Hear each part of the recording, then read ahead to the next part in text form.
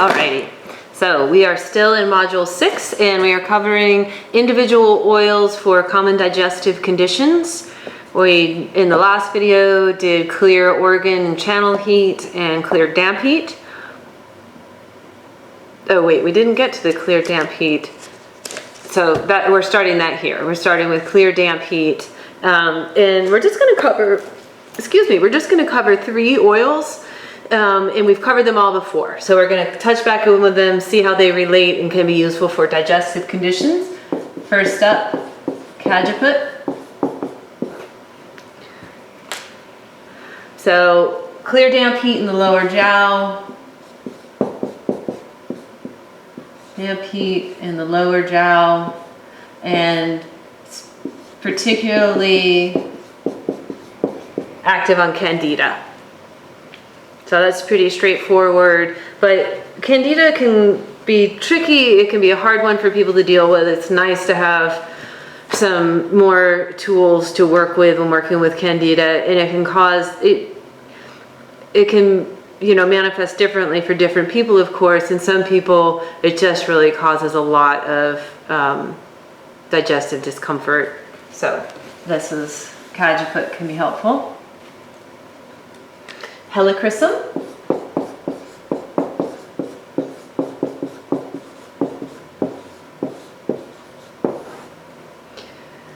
Damp heat in the liver gallbladder.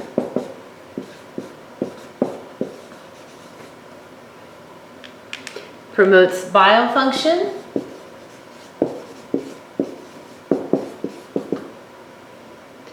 And is effective against intestinal worms.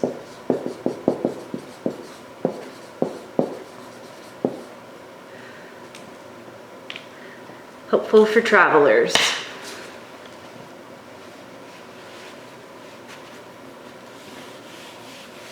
And then the last one from the damp heat category that we're going to look at is tea tree. And it's another melaleuca, very similar to cajeput. And we've got the same ways, the same functions here that we had for cajeput, and then it clears heat from the lower heater and is active on candida. And remember that cajeput is a bit harsher than tea tree.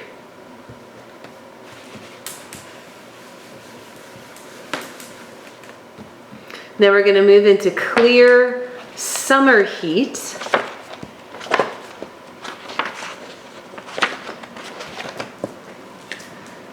We're going to take our first look at patchouli.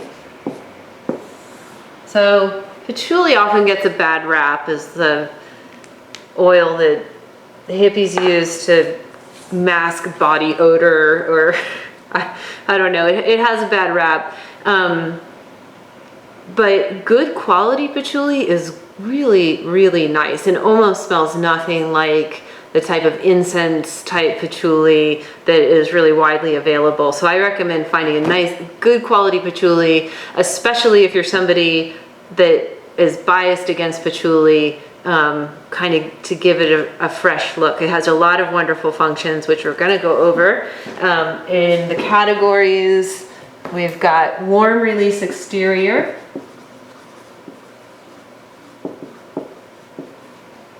and clear summer heat.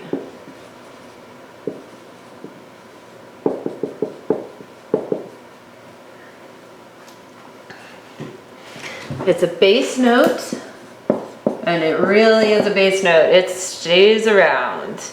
The part distilled is the dried and fermented leaves. So the leaves are first dried and fermented and then distilled into the essential oil. Slightly warm. It's slightly astringent. Goes to the lung, spleen, stomach. So And this is interesting. There's a couple of oils that have this. This is our first one that we're running into. At the 3 to 4% dilution rate, it is warming and uplifting.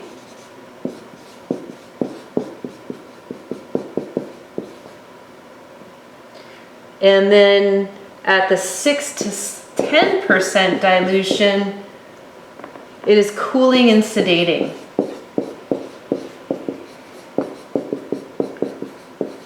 And a bit of a strange concept, but not too unusual. There's also some herbs that are like that you've probably already learned. Shengma is often like that. It's in the smaller doses, like as is found in Buzhong Yiqi Tang, that it is lifting and holding. And Chai Hu is like that. In a smaller dose, it lifts and releases the exterior, and in larger doses, it soothes the liver and calms. So there are, there's herbal precedent for this, but it is something definitely to make note of, and of course keep in mind when you're creating a formula so that you get the action that you're looking for. It's safe for children. It's a great oil for children, especially with this strong lung-spleen connection. So it doesn't have any contraindications, though I do have a note here, it's in the Materia Medica, that excessive use can result in nervousness and insomnia. Its actions are anti-inflammatory, antifungal, fumigant, nervine, tonic, vascular decongestant, and good on insect bites. It's a fixative, it's stabilizing to other oils. And it's a strong nervine, so that's a good thing to keep in mind.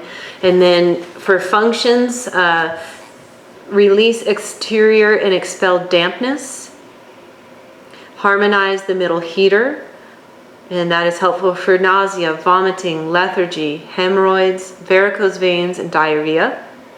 It transforms dampness when there's water retention, and it releases pent-up emotions due to its alchemical distillation. So transforms the nature of our emotions. It's not just about letting them go. There's actually a transformation component when patchouli is used. Turning light and heat of our own process upon ourself. So patchouli creates a nice sticky base for this, allows this to happen, and similar to that fermentation process that it has gone through, it allows that transformative process within ourselves as well. It is very good for a chronic wind cold. Another reason it's so good for children. You know, those kids that go to school in September and have a clear, runny nose until they get out of school in May. Really great for chronic wind cold. It can be applied directly for athlete's foot and can be used on scar tissue. Can help to release pent-up emotions. It's active on the Chiang Mai, really important. We'll talk about that in person. Prevention of wind cold for those with chronic susceptibility to upper respiratory tract infections, and that is patchouli, bergamot, and cedarwood together in equal proportions, pretty much. It's good for any damp heat fermentation at the spleen level. That, like, what could I have done? What could I have done differently? What else more could I have done? So it's great for that. Good for any mental or psychological damp.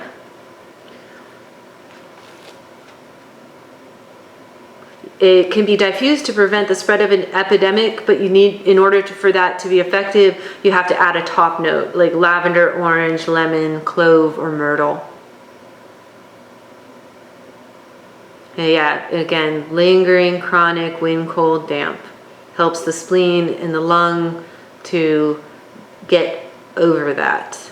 And then for what we're talking about here, digestive conditions, again, harmonizes the middle heater.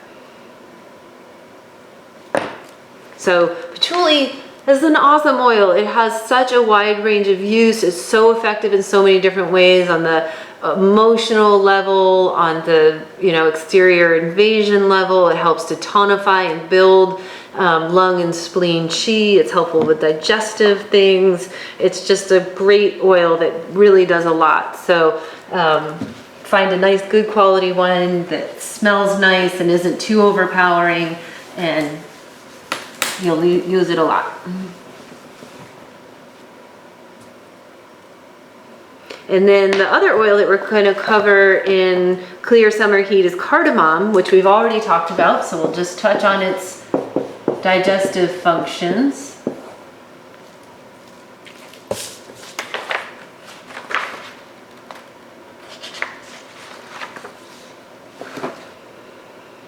Harmonize the spleen and stomach.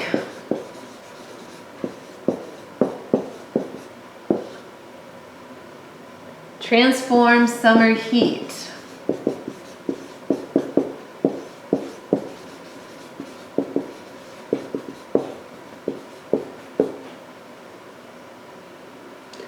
Descends qi. So up here, harmonize the spleen and stomach. It's helpful for poor appetite, diarrhea, nausea, indigestion.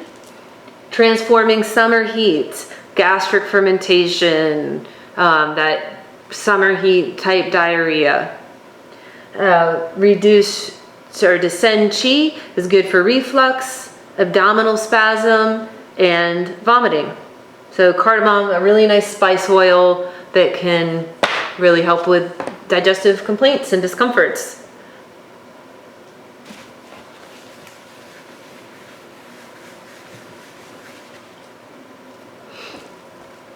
And now we're going to move into the tonified qi category, and we're going to get back into some new oils that we haven't covered. And a really lovely, fantastic oil,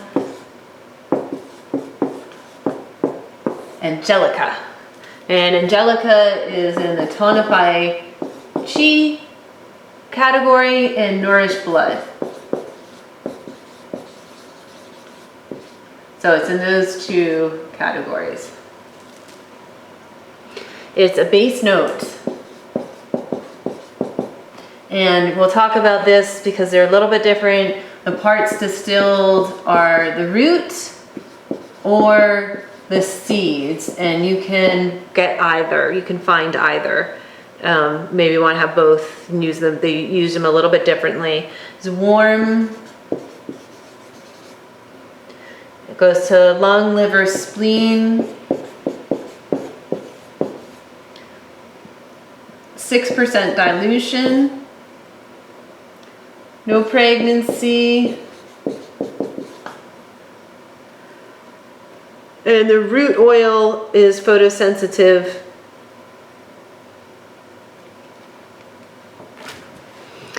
Actions are that it's a tonic, a stomachic, an expectorant, and a diuretic.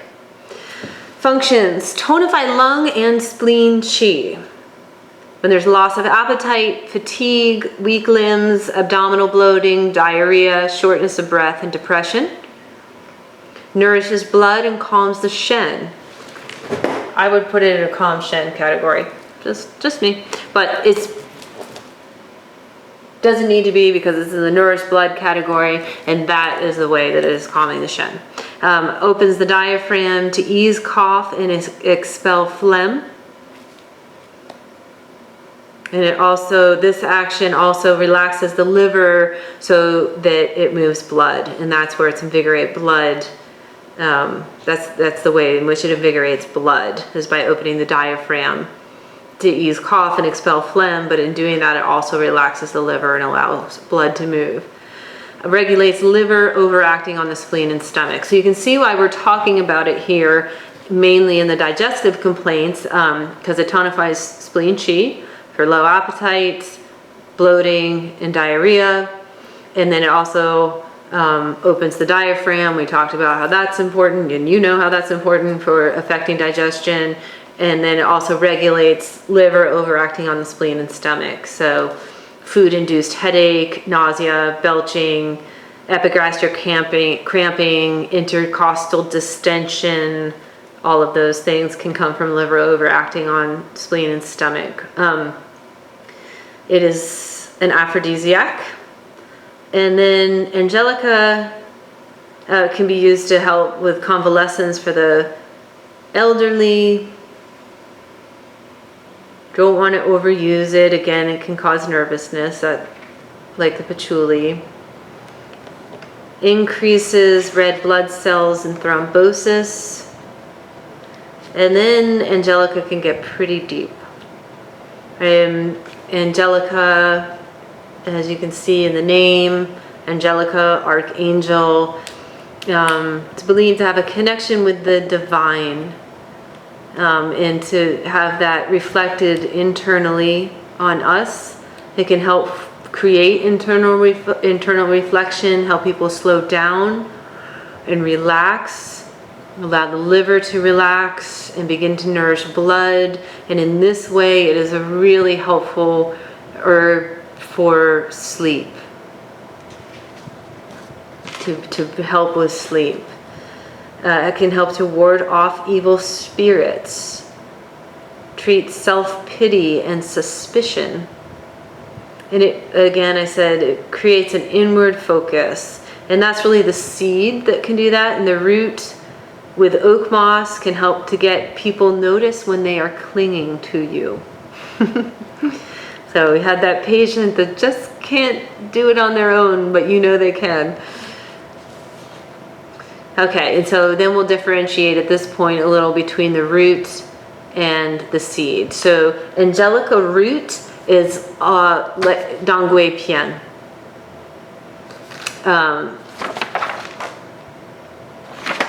And it draws people to you. It moves and invigorates the blood.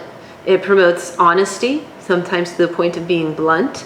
And it can be hypnotic, especially with florals. And then the seed helps us connect with our angelic quality in our own blood. It's more of a diuretic than the root. It's good with citrus and top notes. It's the one that can really help to promote sleep by relaxing the liver and nourishing liver blood. And it can be helpful with fertility issues, the seed. So that's Angelica. Wonderful herb. Tonify spleen chi, open the diaphragm, liver overacting on spleen, and oh, so much more.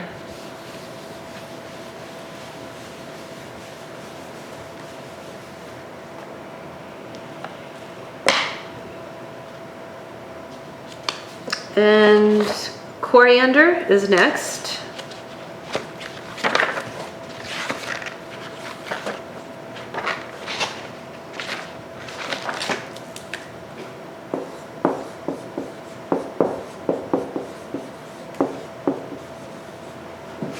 And we've got wind, cold, damp, bee for category focus on the damp, and tonify chi.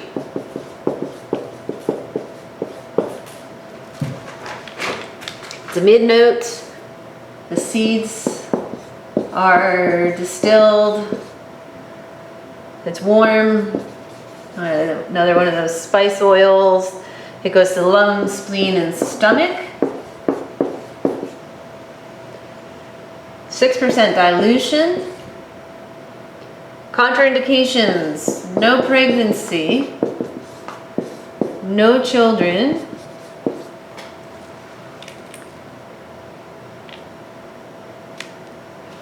and it is photosensitive. It's analgesic, antibacterial, anti-infectious, and carminative. Functions: release exterior cold and dampness, transform dampness and expel V obstruction, and tonify spleen chi. Helpful for wind damp, chills, fever, sticky sweat, loss of appetite or taste, loose stools, heaviness in the head and limbs, and turbid vomit. Deficient spleen chi, fatigue, loss of appetite, bloating, flatulence, loose stools, melancholy, cloudy urine, poor concentration. Can be used over the abdomen for anorexia. Good for mental sluggishness and depression. It's a strong antibacterial. It can be used to chelate heavy metals. Again, that's going to be an internal use. Frequent and high dose can be very sedating. It can be used to create a bridge between self and family. And if someone is too dependent on their family, it can help them to individuate. So it can go both ways. It's doing both. If you need a bridge back to your family, it can help you create one. If you need to create a bridge away from your family into your own self, it can help with that as well. Brings on strong memories for release. Transforms dampness and increases blood production. So bringing that story to the blood to where you can face it and think about it. And so that's important to keep in mind, to bear in mind when you use this with somebody, that might occur. And with our digestive focus, again, deficient spleen qi being the main one, and also that wind damp that can have the turbid vomit and the loose stools and the loss of appetite.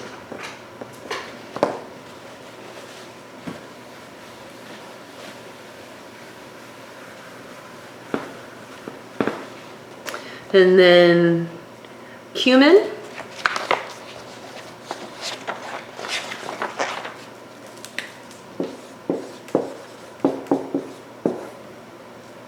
And the categories are invigorate blood and tonify qi.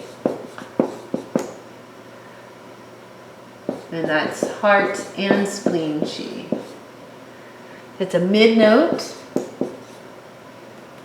The seeds are distilled. It's warming and it goes to the liver, spleen, and heart.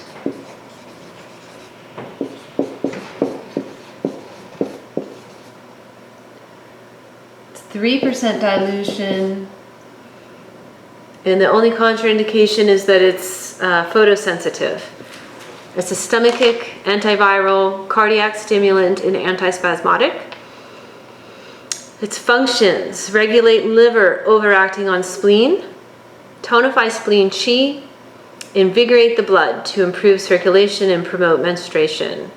So it's indication of deficient spleen qi, helps with all those things we've been talking about. I don't need to run through all those again. This does have a little bit different in there. We've got obesity and edema, in addition to the regular spleen qi deficiency signs and symptoms, and then deficient heart qi, when there's fatigue, palpitations, low blood pressure, and weak circulation, is good for bone B obstruction with clove.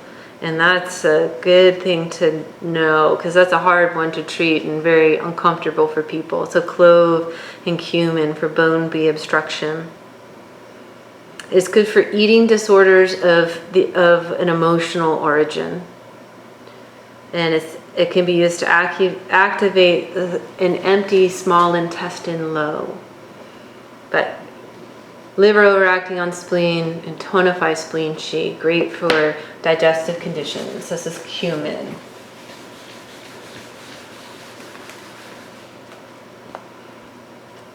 And oregano is the last one that we're going to cover in full, and then we have two more in tonify qi that we're just going to touch back in with.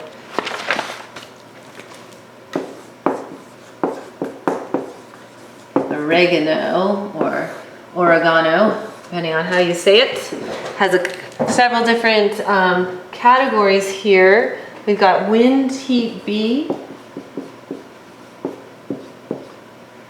tonify qi, parasites, and tonify blood. And I just have a little note there that that is via the spleen, that blood tonification is happening. And I also have a note that this is for short-term use only. It's a mid-note. The leaves are distilled. It's warm and it goes to lung, liver, spleen.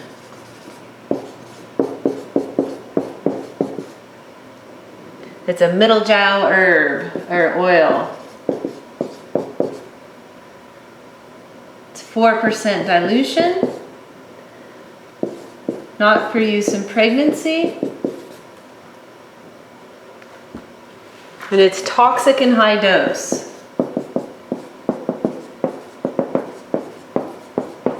So mind the 4%.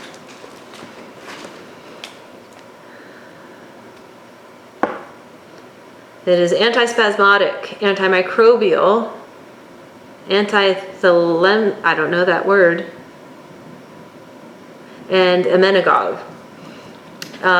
Its functions: warm the middle heater, strengthen the spleen chi and its production of blood, resolve vomiting, and resolve diarrhea. Promote appetite and menstruation. So, and it's doing that through its lung function, lungs and their function, how they relate with timing and rhythm. And it also descends stomach chi. Expels damp B obstruction and damp phlegm. It's great with needle oils to expel dampness. And it destroys parasites. Used internal, it's antiviral, and can help with parasites. And it's helpful if they can't expel the parasites due to lack of yang. Again, short-term use only. H. pylori, that requires internal use in a carrier oil. It can be helpful if there's a lack of motivation to do anything. Someone who does not want to create karma or engage. Interesting, avoiding accumulating and creating karma. Yeah, really middle jowl herb, warm the middle heater to strengthen the spleen and promote appetite, resolve vomiting, and resolve diarrhea.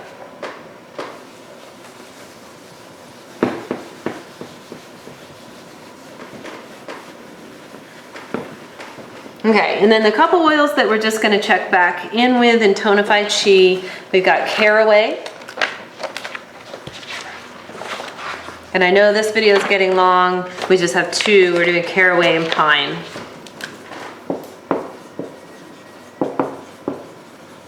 Caraway. Trying to keep the videos under, right about 30 minutes or under. And we've gone over a bit. Well, we're just approaching 30 minutes. So harmonizes the spleen and stomach.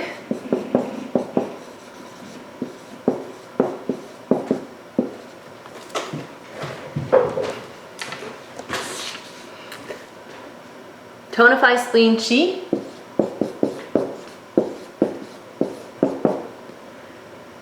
And descend chi. And promote peristalsis.